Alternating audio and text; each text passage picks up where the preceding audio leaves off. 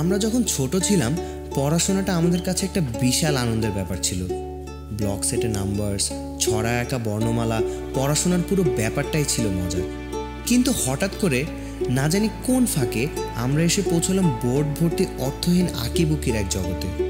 মজার ক্লাসরুম হয়ে উঠল ঘড়ির কাঁটা ছুটির ঘরে পৌঁছানোর অপেক্ষার দৈনন্দিন রুটিন। আমরা নিষ্প্রাণ হয়ে পড়লাম।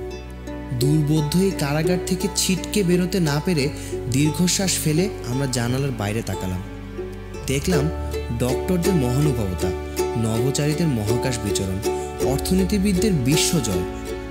সারা জীবনই আমরা শুনে এসেছি এ সবই পড়াশোনার ফসল। কিন্তু এসব আর বোর্ডের এই হিজিবিজি, না, কোনো মিলই নেই।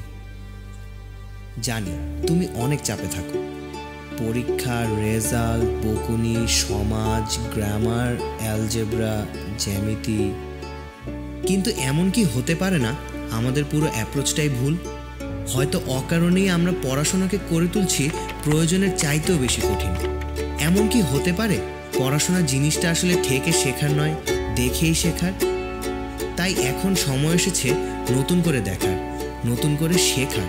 সময় এসেছে নতুন করে জ্বলে ওঠার। পারবে তুমিও।